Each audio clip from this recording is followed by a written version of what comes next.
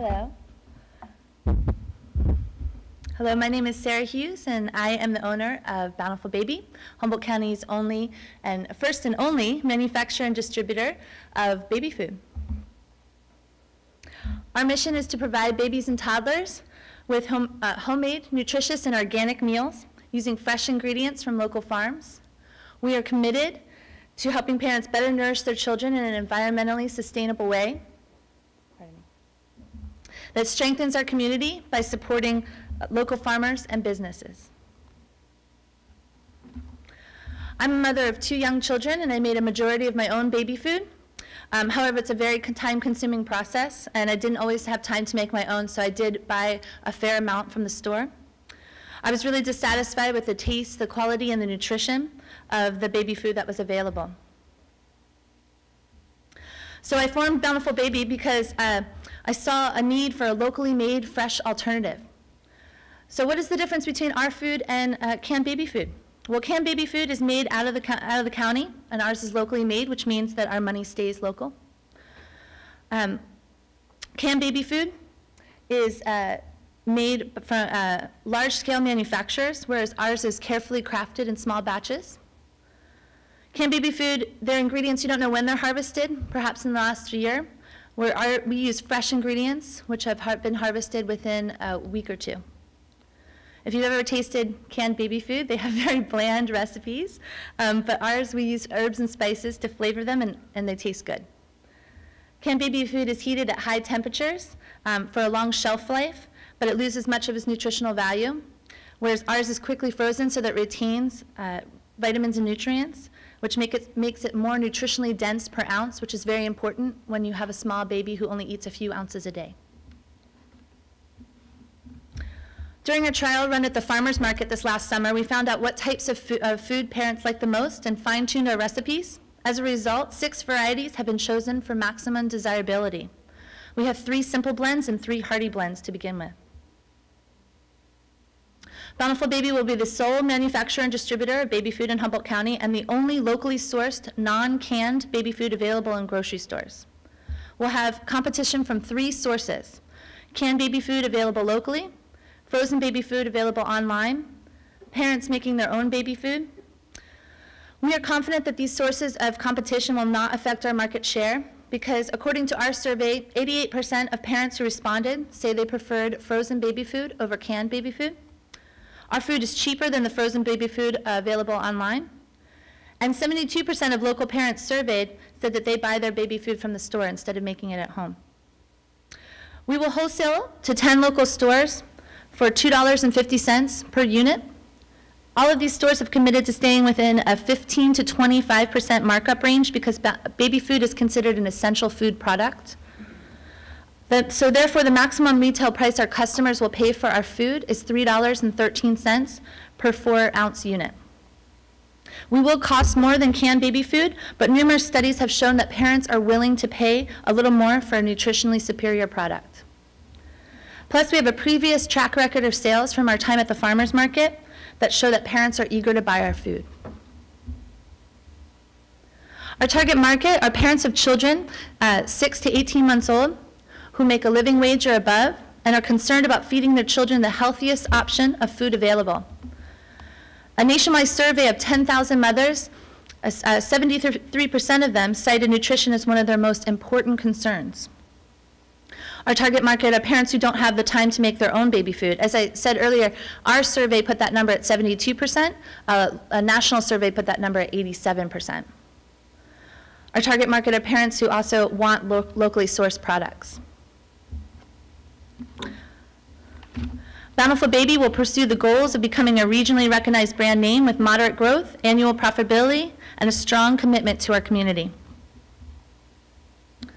We plan to achieve these goals in several ways. In order to become a regionally recognized brand, we'll promote our products using multiple forms of media.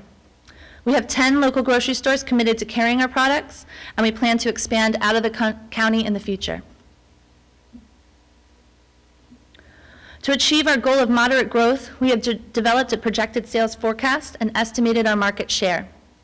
According to our projections, we have a potential market share of 415 customers per month and estimate that we'll reach 28% of that, or 120 customers per month, by the end of our second year. Our projected sales forecast was made using the following assumptions. The amount of food that a typical baby consumes per day is averaged to 4 ounces, or 1 unit of our food. The amount of units of our food bought per month by a typical family is estimated to be 16 units per month, or 4 units per week. And then all those units are calculated into half cases to determine our wholesale rates. We estimate that we'll start off with 10 customers in the first month due to our promotional campaign. We also assume a maximum gain of 3 customers per month during the summer months and 6 customers per month during the winter months to account for seasonality. According to our projected sales forecast, by the end of year 1, we'll have a little over 60 customers per month.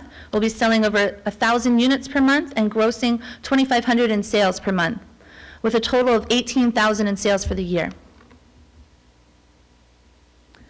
By the end of our second year, we estimate we'll have a little over 120 customers per month, be selling over 1,900 units per month, and grossing $4,700 in sales per month, with a total of $45,000 in sales for the year. When talking about our projected sales forecast, it's very important to note that we feel that these figures represent a conservative estimate. I recently posted a survey on Humboldt Moms Facebook group, which is a 600+ member group, and within 1 week I had 50 responses. I asked if they would buy my food and how much they would buy per week. 46% of the 50 moms who responded say that they would buy more than 4 units per week. So we consider our assumption of 4 units per week in our forecast to be a conservative estimate. We also estimated it would take 9 months to reach 50 customers per month. In 1 week of our post, 50 moms said that they would buy our products. National studies have shown that baby food is a growing industry. In order to achieve our goal of moderate growth, we plan to increase our market share in 2 ways. First, by the start of our 3rd year, we plan to increase our estimated market share by expanding with a line of toddler meals. We'll use our existing customer base to launch a toddler line, which will increase our market share and lengthen the time that parents use our products for the children by several years. Second, we plan to expand beyond the county within 3 to 5 years. Initially, Bountiful Baby will be solely operated by myself. However, if we continue with our conservative estimate of gaining between 3 to 6 new customers per month as we expand with our toddler line and out of the county, our growth will necessitate a hiring of an employee. In our 3rd year, we can hire 1 employee to manufacture our food at $10 an hour while maintaining an owner draw of $1,500 per month. We'll have gross sales of over $71,000 for the year and outsource our distribution to a local distributor. To achieve our goal of annual profitability, we plan to meet or exceed our net income projections, achieve our break-even point, which is projected to occur in our 16th month of business, all the while supporting the ability of the owner to take a draw of $1,500 per month by the end of the 2nd year. Our goal of having a strong commitment to our community is important to us. We will do this by purchasing ingredients from local farmers or the North Coast Co-op, using compostable packaging to decrease our environmental impact, and support our local economy by sourcing our packaging, capital equipment, insurance, advertising through local companies. Also, money from the owner draw and employee salary will reinvest our profits back into the community and keep our local economy thriving. So what is our plan for the prize money? Well, $5,000 would be reserved for taxes, and over $10,000 would be used to pay for capital equipment, which is a commercial food processor. One of the things that was really highlighted this summer at the farmers market is that in order to be the most successful and the most profitable, we really need to purchase a large commercial food processor to increase our efficiency in the kitchen and to maximize our capacity to output products. The rest of the money would be retained for working capital and contingencies. Thank you very much for this tremendous opportunity. It's been a really wonderful experience.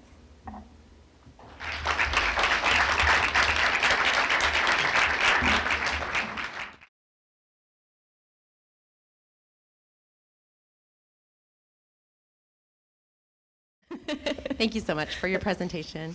First question I'd like to ask is that anytime you're dealing with a commodity that's going to be consumed by the public, there's always going to be additional regulations and costs. Are you confident you've considered all of the costs that will be associated to selling a food product? Yes, I have, because I did sell it over the farmers market this summer. So I am very familiar with those regulations.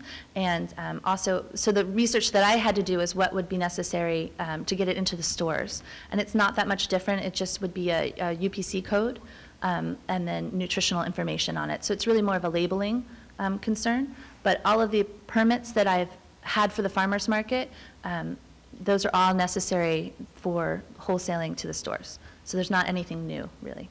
So as you continue to grow and expand your business, you don't anticipate there's going to be any additional associated costs specific to that? No, I do not. Okay, yes. Thank you. So on the nutritional labeling, do Yes. you need to, in addition to the ingredients, do you need to put vitamin levels and that sort of thing? Well, if it makes under, I believe it's 50,000 in sales per year, I don't have to have it on the packaging. But then I can I can do a nutritional analysis on a website. But yes, it would have all of the analysis there with the vitamins. And there's you can do it very easily online. There's just a formula that you put in. Is a formula based on the ingredients? Yes, yes. So I just weigh out those ingredients and then plug that into the formula that's online, and then it comes up with its own nutritional label. It's pretty neat. It generates it for you. Thank you. Yes. Sarah, you state that you're going to get 28% of the market, but that market, unfortunately, is only 417 potential people Yes. or something, which leads to what I consider extremely low revenue for the first couple of years. Mm-hmm. So the question is, don't you need more customers, a bigger customer base? I do, and it's something that I've considered. I think that to get our name out, to focus on locally first, just to get our name out, is going to be perfect enough for us to start, but that's why I want to introduce the toddler line and then move out of the county. Mendocino has numerous health food stores that I can sell the product at. If I get into Ray's Food Market, then they have numerous stores up and down the coast that they sell it at, and it really is, I think, a need in not just our community, but the local counties as well. So I think by expanding out of the county, that's how I'll address that. Hi, Sarah. Hi. You're, in your presentation, you show how you're going to add babies on a monthly basis. Yes. But you're not showing attrition. You're not showing attrition from, babies aging out of the baby food population. Yes. Why not?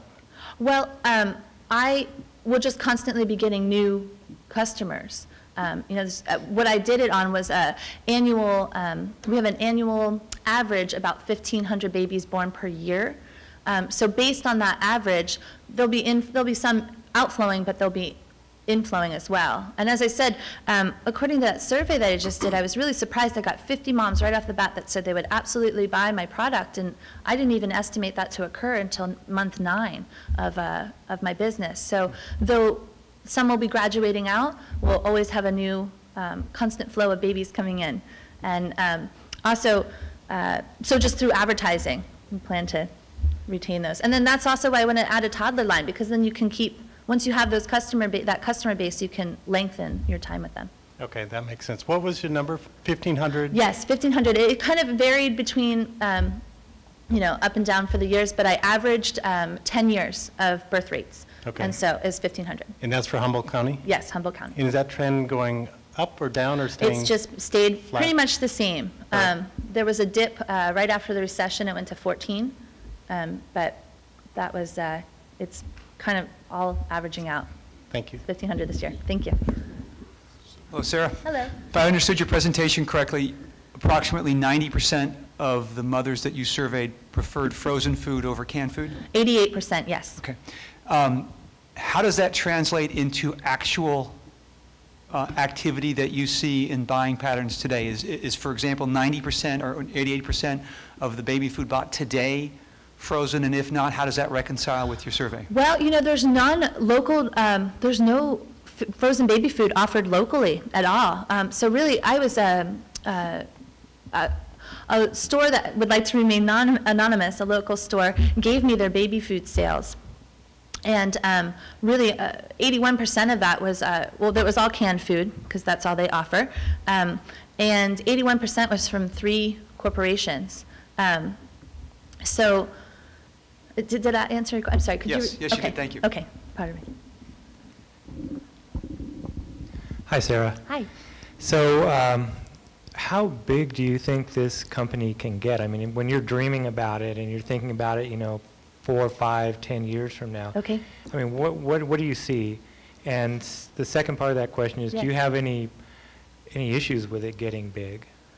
Well, no, I actually like how it starts off slow for my family. That's a perfect fit for us. And then when we're in year 3, we'd be ready to expand.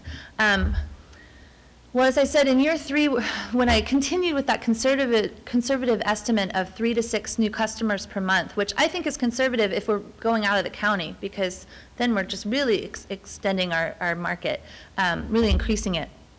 If we consider it that, it's, I would be grossing about $71,000 in sales for the 3rd year. So as far as becoming, how big do I see it getting? I really see it being really within the counties nearby. I know the larger, like, I'm not going to break into San Francisco. San Francisco already has its own market of frozen baby food, and they're all thriving just fine. So I don't see that, but I see our niche being the rural areas out here that don't have a local and frozen option. So that's what I see. And what was your second part? I'm sorry. Let me just, Yes. just try to think of a number. A number. Not a geographic or that. Okay. Could you go 500,000? Something like that. Well, if it's 71, yeah, that's only with 3. So, yeah, I would say $500,000 would be after we expand. I really do see that happening within 10 years. Can I ask a follow-up question on that? Yes.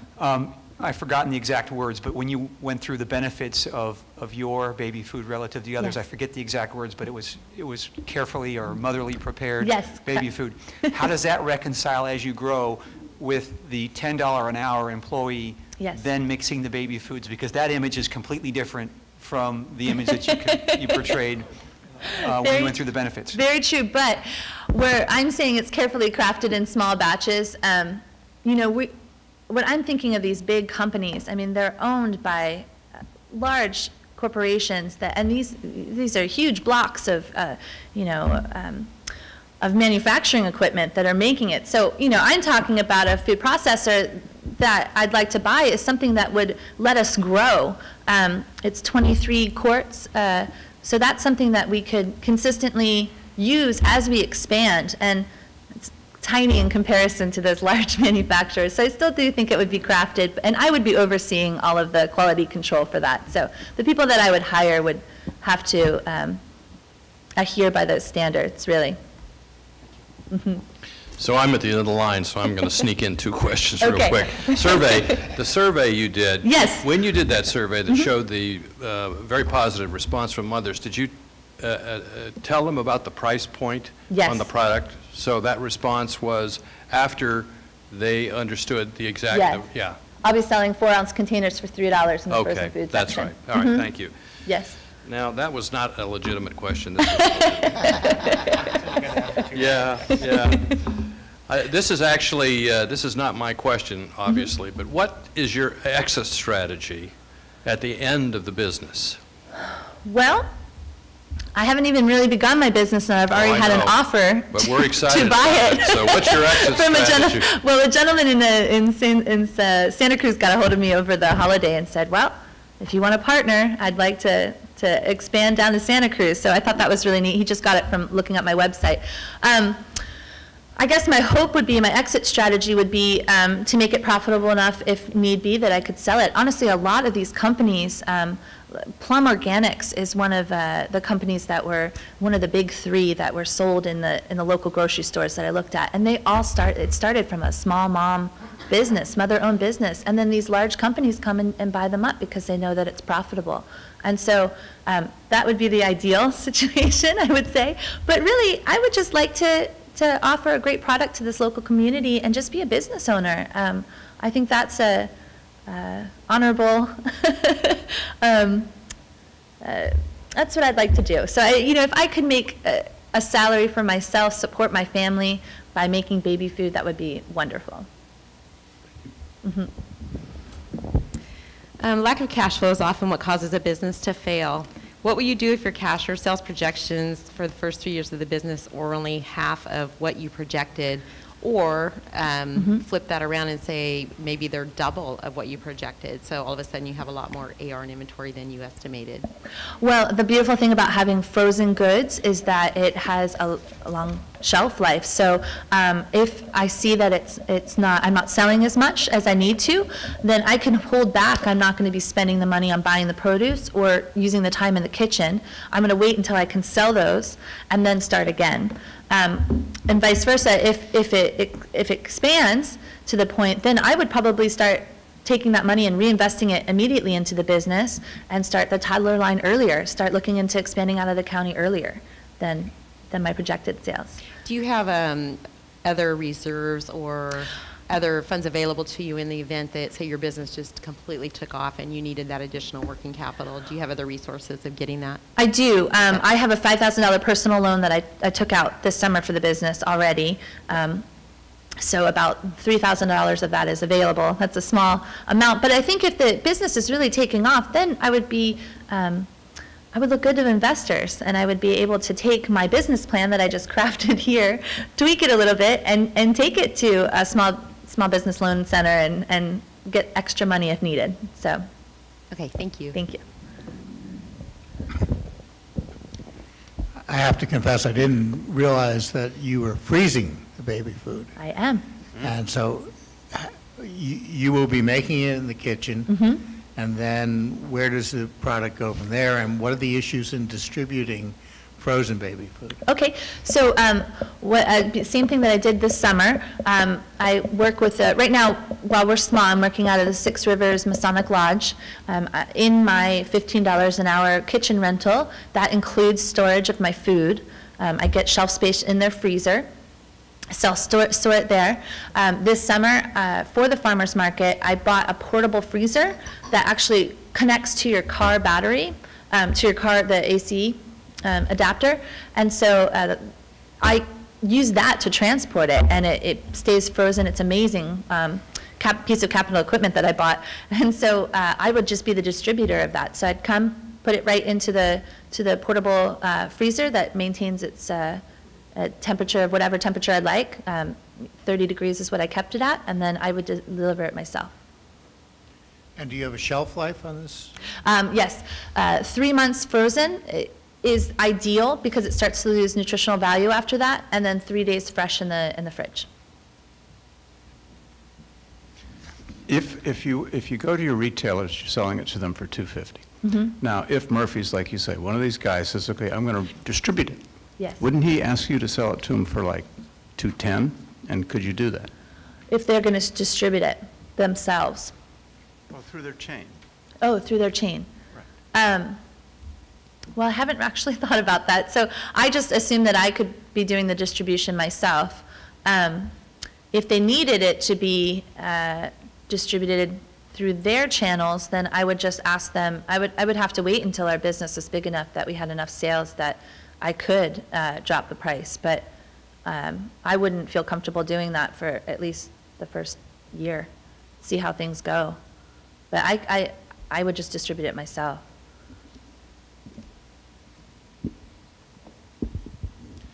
In all the hard work you did to prepare for the economic fuel competition, have you learned anything new that will help you run your business? Yes. Well, just the process of writing it was amazing. To put all of my thoughts down on paper, I kind of just did it by the seat of my pants this summer, and it was really important. The biggest thing that I learned was that if I'm not efficient in the kitchen, I'm not going to be profitable.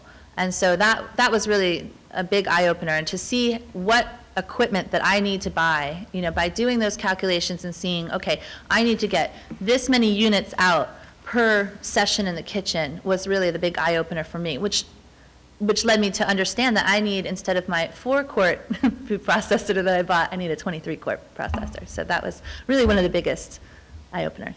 Thank you. Sarah, you mentioned that the retailers are going to be making between 15 and 20% margin on your product. Yes. Do you know how that compares to other baby food that they're selling, and how it compares to other frozen food that they're selling? I can only speak with it related to baby food. That is what they mark all baby food up.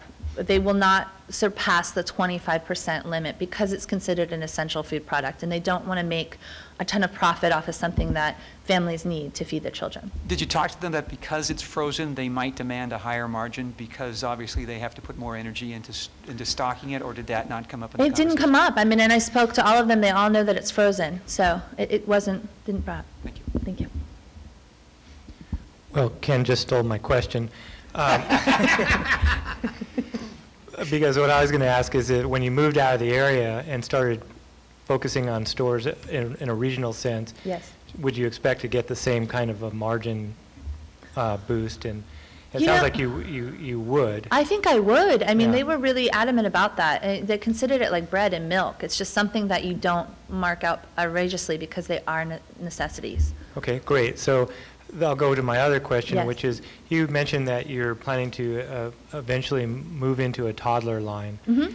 Do you anticipate, or have you thought about this, is it going to be still Bountiful Baby, given that you're toddlers? Or are you going to come up with a new brand or a new line? Or No, I think I would still do Bountiful Baby. I really Bountiful would. Baby, Yeah, okay. I think it would because it's the brand, and I think once you latch onto a brand, and you believe in it, you'll follow and buy its products as it expands. Okay, great, Mhm. thank you. Thank you. I have a 30-year-old daughter I call my baby, by the way. I have a 2-year-old who's still my baby. That's what I was thinking. I want to follow up on the price point again, and I know it's been asked several different ways, but if in fact, when you get to these retailers and you start placing the product, they requested like a 20% reduction in price, do you still think your business would be viable, and would you continue to pursue it under those circumstances? Yes, if the volume was there. If the volume was there and I was able to output, at that point in time, I might need to invest in a second food processor, or another employee to maximize my ability to output and therefore drop the cost of goods. I also want to mention that my cost of goods that I projected, I went to the co-op during the winter during the most expensive time and took those prices for my ingredients because I wanted to be a conservative estimate, worst case scenario. And so, during the summer when produce is plentiful and I'm getting it from the farmers and I do it in bulk, I'll be able to get more of a discount on those raw ingredients as well. So that's something that I wanted to just mention because it could be, and with anything, the more that you purchase, like the more labels, anything that you purchase, you get a bigger discount yourself. So I would be getting a discount for going bulk and then perhaps be able to pass that down to the grocers. 2-minute warning.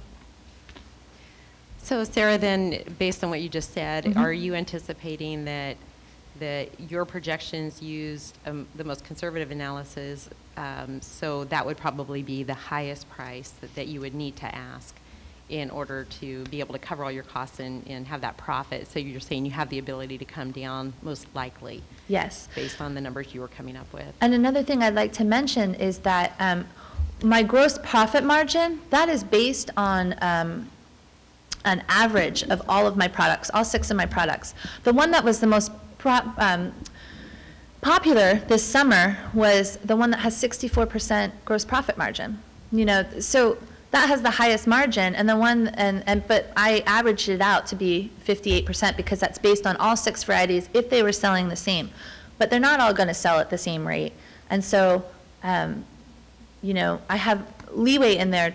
There's quite a few that are quite higher than that. The profit margin will be. So that's another thing to consider. Okay. Mhm.